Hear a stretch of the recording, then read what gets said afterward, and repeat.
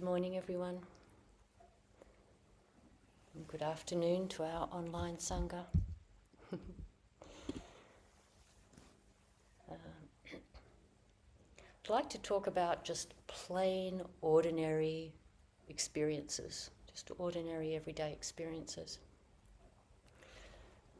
And it just occurred to me while I was sitting of a story I heard.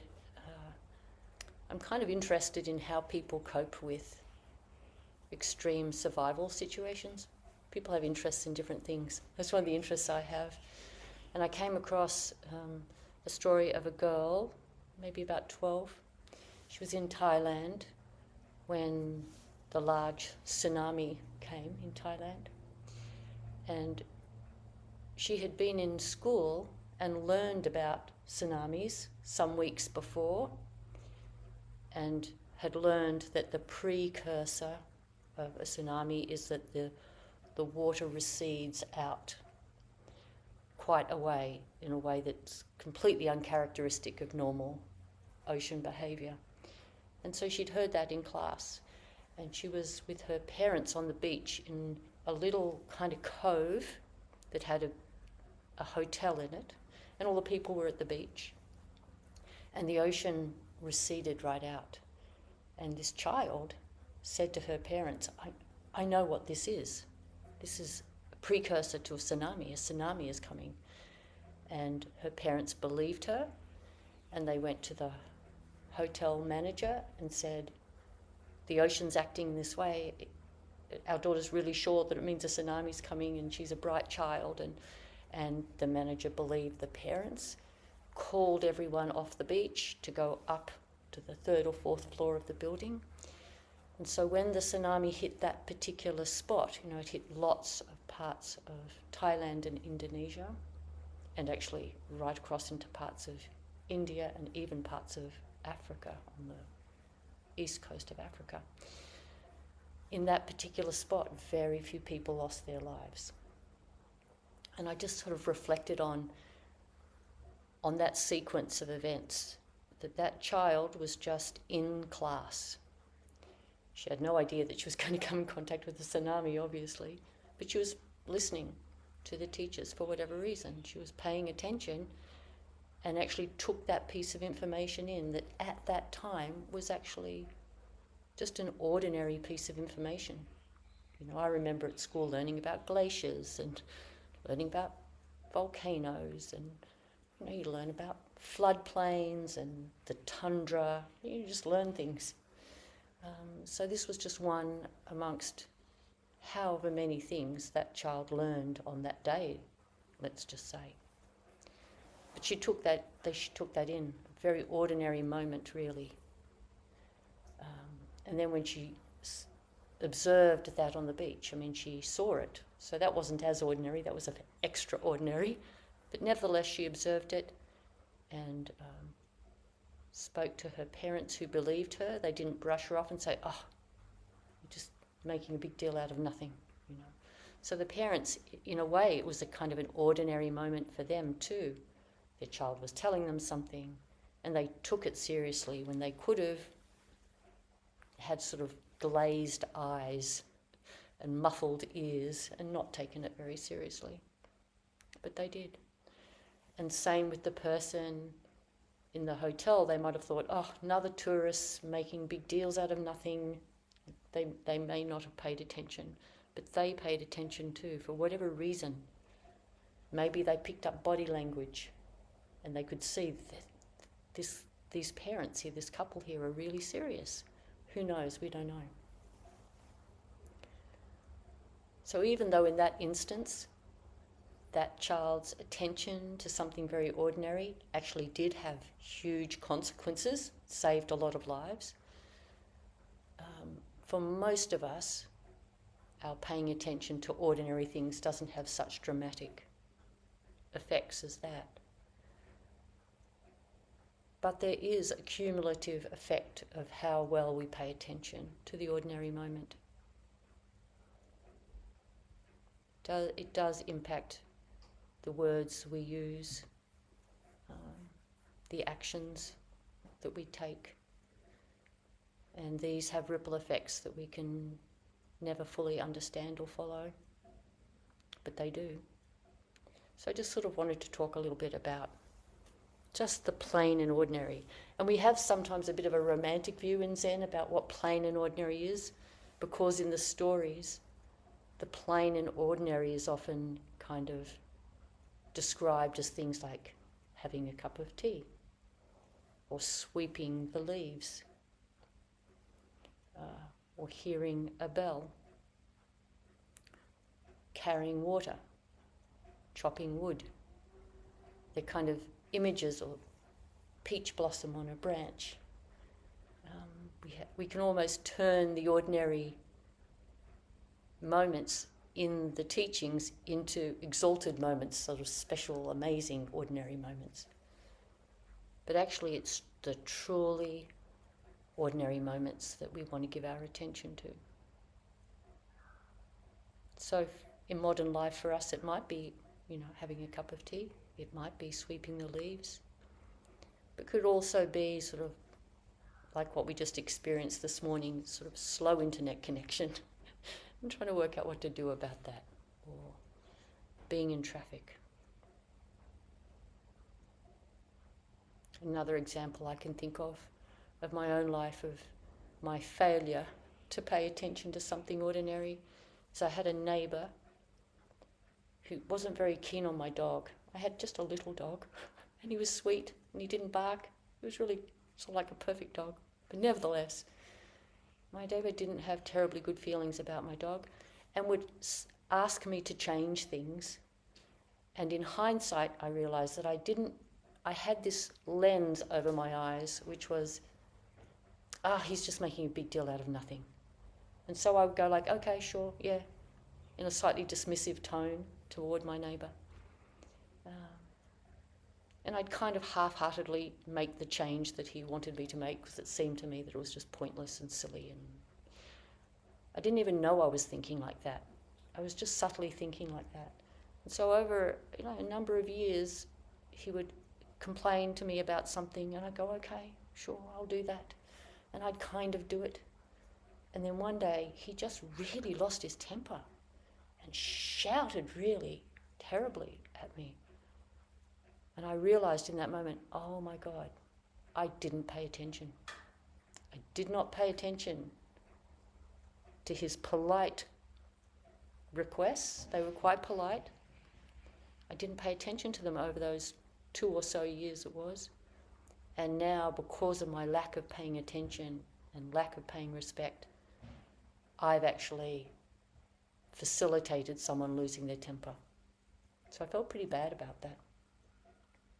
And it was a good learning for me that I can be a little arrogant and dismissive when I think someone's making a big deal out of something that they don't need to make a big deal out of. So it was a good lesson. I didn't pay attention, actually. And it doesn't even mean that I should have done exactly what he said, but I should have really just noticed that this was serious. In his mind, it was serious. And in my mind, it wasn't. And I preferred my view and didn't give enough attention to his view. So it was a good learning. So there's a koan in the Book of Serenity, case 6. Touches a little bit on this ordinary. It's called Matsu's Black and White, or White and Black. I'll read it out. A monk asked Great Master Matsu, apart from the 4 propositions and beyond the 100 negations, please directly point out the meaning of living Buddhism. So we don't need to actually worry too much about the 4 propositions and the 100 negations. We can really just shorten that to a little bit about the monk asking, what is the meaning of living Buddhism? Great Master said, I'm tired out today and can't explain for you. Go ask Zhizhang.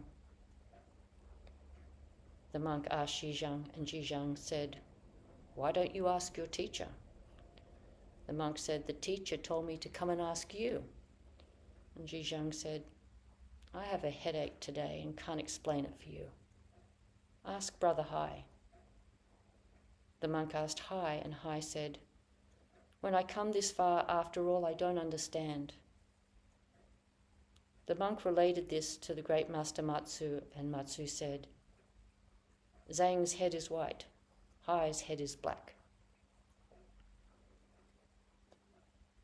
So what I'd like to just pay attention to here is the monk was asking this question about Buddhism, like what is Buddhism, or what's the most important part of Buddhism, something like, some question like that, like why are we practicing? And the great master says, oh, I'm too tired today. Go ask somebody else. When he asks somebody else, they go, oh, I've got a headache today. Go ask somebody else.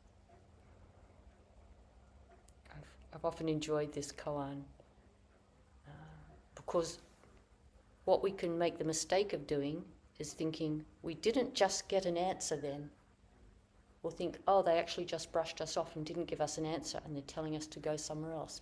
But would a Zen master really ever do that to someone? If someone asks a genuine question, would a Zen master ever just say, like, oh, go away, I'm not interested? They never would do that.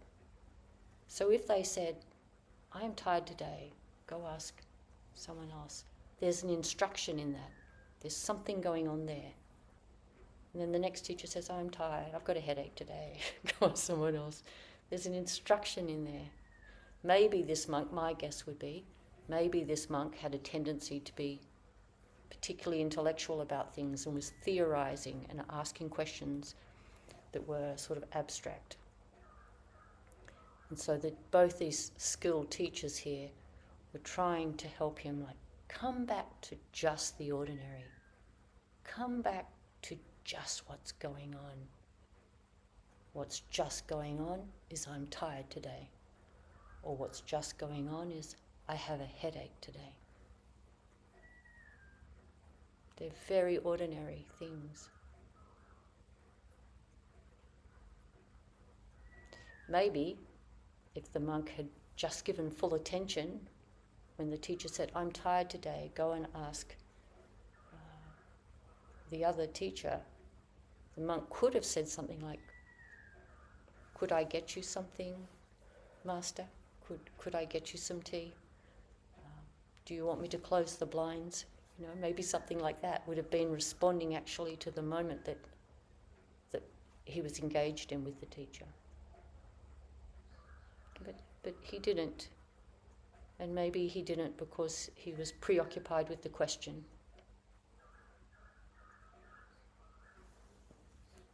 He was preoccupied with the question. And I think often what happens to us is we have an idea in our mind and it preoccupies us, and we fail to just notice the ordinary things in front of us in the same way that I failed to notice my neighbour's concerns. I was preoccupied with my opinion that it wasn't important. We often have this kind of little lens over our eyes, that a little prejudice, you could say, or a distorted view that influences what we see and how we see things. And even though it's not possible to actually see the whole of reality, it's too abundant to see. There's just too much. We couldn't look at everything in this room for our whole lifetimes. We'd still not manage to look at everything in this room. There's too much in here. Our eyes can't see it all. Our ears can't even hear it all. But we can have a kind of more unfiltered, undistorted experience. A less, you could say, a less self-referencing experience. A less self-referencing experience.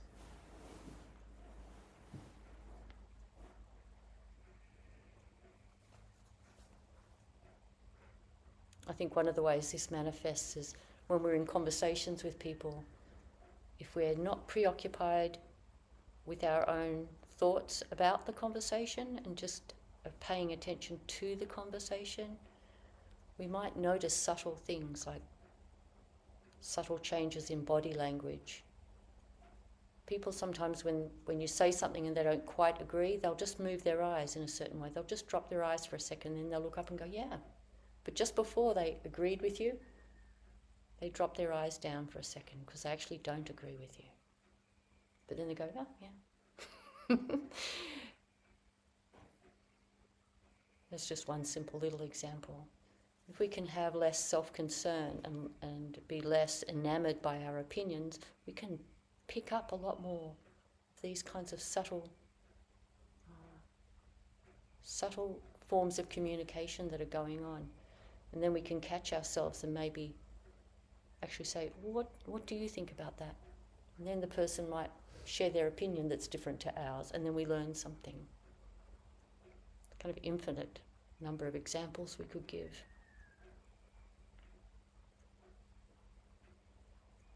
In the Buddhist tradition, we really value paying plain, simple attention to ordinary life.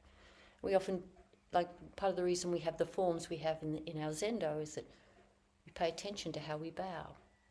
It doesn't matter that we've bowed hundreds of times. We pay attention to how we bow. We pay attention to how we walk. And that trains us to be better at just paying attention in general. And when we pay attention in general, in a clear-eyed way, in a more clear-eyed way, we're just more likely to be skillful and not be harmful.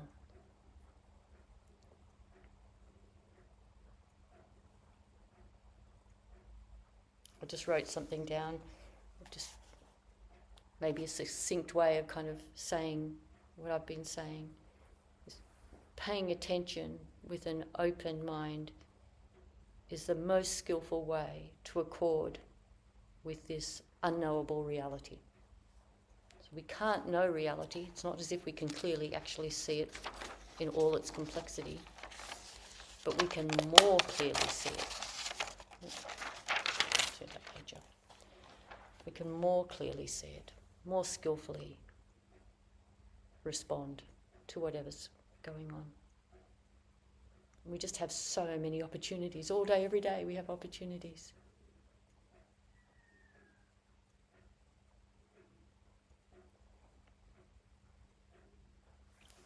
And we have a koan class that meets once a week.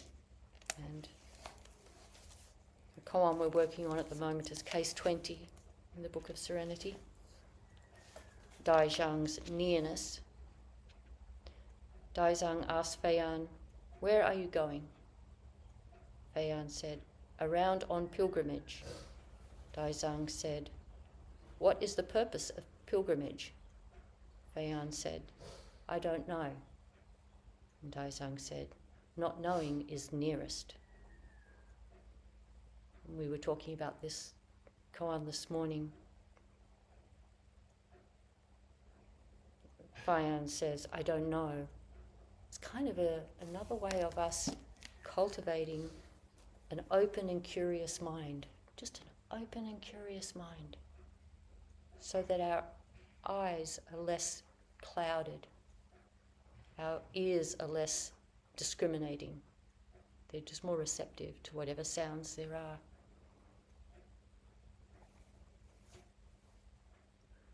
It's kind of, I don't know, creates a curiosity. But we still do things. Like in this case, this monk still goes on pilgrimage. It's not as if he says, "I don't know, so I'm going to sit here and do nothing." I'm going to go on pilgrimage, which for us is getting up in the morning and having breakfast and going to work or caring for our children or studying sutras or going for a walk, whatever we do. That can be our pilgrimage. We still do those things with a receptive mind that hasn't already decided. A mind that's open to being flexible and responding to whatever comes up.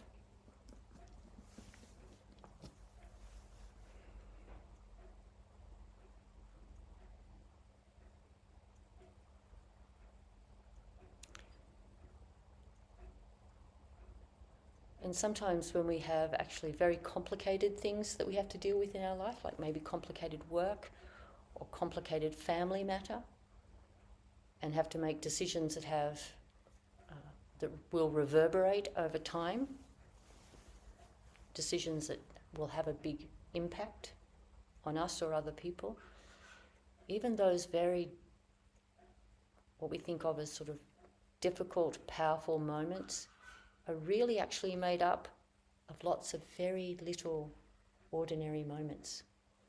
We make lots of little, ordinary, small decisions that sometimes result in something very large happening.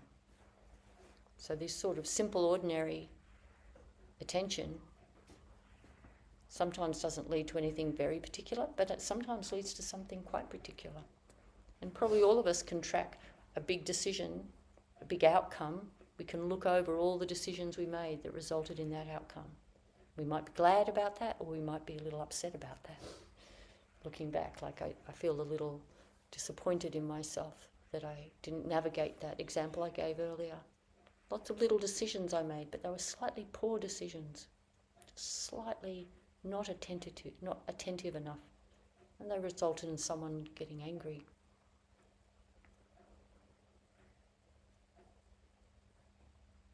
In a way, I'm glad that all happened, because it's been good for me since then. When someone complains, to take their complaint seriously. I don't have to agree with it particularly, but I can still really listen to it, still really pay attention to it, and be more skillful.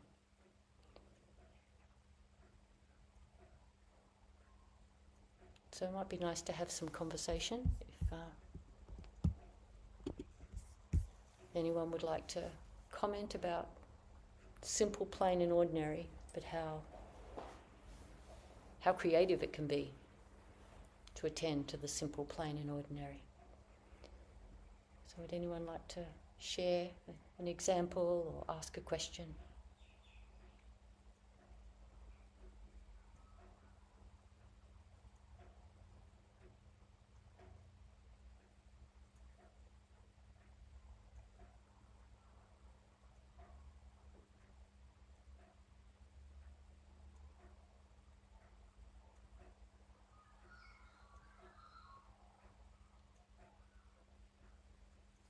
Evgeny? Yeah, just back to Rev.Neti. It's similar, but maybe more dramatic events, like the one you had with the dog, but international relationships, sometimes war, breaking up. Yes. I'm just going to paraphrase a bit as we go. Yeah. Evgeny's just saying that we can eat, like the example that I gave with the dog, could also be extended to how it turns out that wars happen, step by step, decision by decision. Yeah, because of the lack of the listening and respect and different systems exist in the world, so one side just neglects the request of another side, just doesn't understand the cultural differences and the all sorts of differences, and just to one side, those arguments just don't sound right. Yeah, I'm going to just paraphrase again. Awful.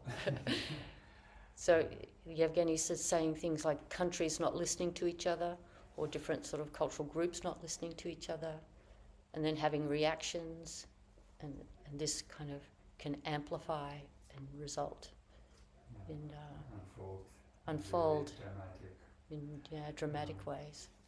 Yeah. Or between sexes, for example, like males and females could have slightly different views. Mm-hmm. Between men and women. Different hormones and all of it. And so it's important to be receptive to requests. Yeah, it's important to be receptive. Really, everything that happens, that humans do, is a result of all these ordinary moments and what we do in them. I mean, that's what it is. There isn't anything other than just all these ordinary moments, and how we interact with them results in all sorts of things. We take the precepts, which is that we're vowing to try and make choices that reduce suffering in the world. We don't just pay attention just for its sake. We pay attention because it's good to pay attention, But the effect of giving pure attention that's not clouded by a self-centered perspective is that then we're more beneficial in the world and help reduce suffering in the world.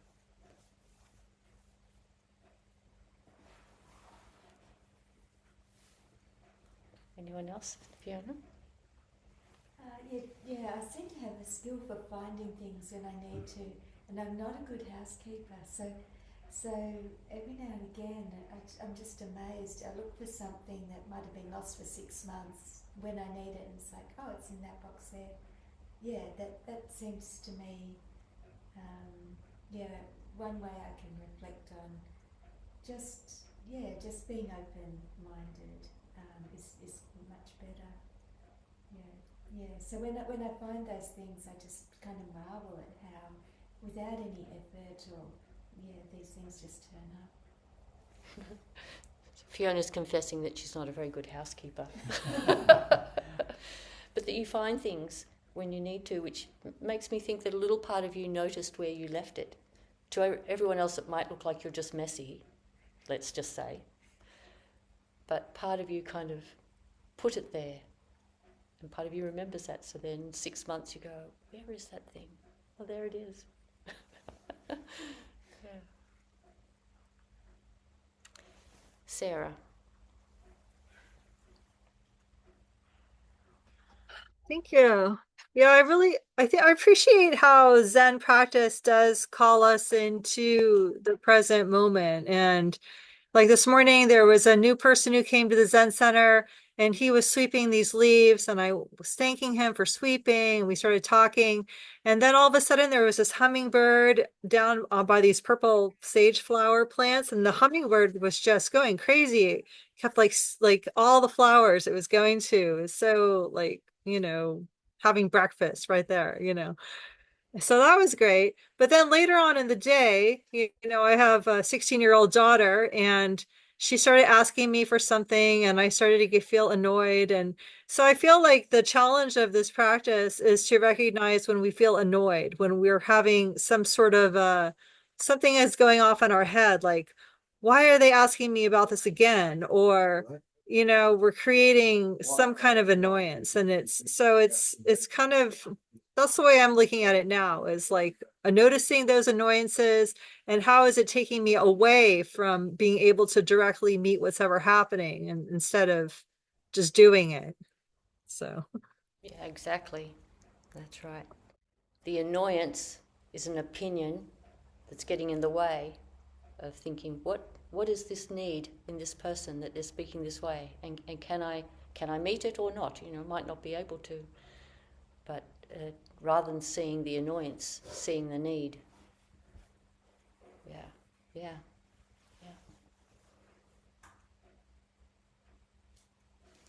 Yee. Like you said, sometimes it's when we look at things or people, there's lots of cloud.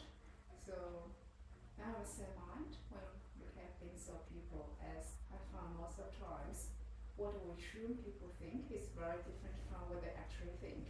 So it's always good to get to know their opinions as well. Don't necessarily have to agree with everything, but good to know from different people's perspective. Yes, I'm just going to paraphrase. You were saying that we often assume we know what people think, but what they think is something different to what we assume. In fact, it would always be different because we can't actually know what anybody thinks, but we can be a little more accurate or more inaccurate. So I don't know that we even know what motivates ourselves a lot of the time. We can know a little bit, but it's all a mystery, which is, this second koan that I read out about not knowing is nearest. Like the nearest thing to us actually is just this moment that we're in. That is the nearest thing. This place, this time. And we can't really know this place and this time we can't know the totality of it. But we can respond to it and be receptive to it. Scott, do you have anything you'd like to add? No? Okay. Anyone else? Evgeny? I just would like to add to what Sarah said, that as we practice, we maybe notice even more how we miss things, like how unattentive we are. And it might lead to some sort of self-judgments, and that could become the other hurdle, like preventing us to see things through. So kind of concentrating on one thing, our own imperfections. And again, you become even, more hurt. Again, we don't see things as they are, and we're missing the moments, stuff. So, and this finding your middle way is important. I'm going to just paraphrase before we go any further. So Evgeny's saying, when we practice, we start to notice our inattention. We become aware of how much we don't attend to things, and that's good that we become aware of it, and we can try and do better. But it can also then lead to us being self-critical, which then becomes another kind of lens that gets in the way, because we're being self-critical now on top of everything else. So we have to find this middle path of wanting to pay attention but not being too upset with ourselves when we fail. Yeah.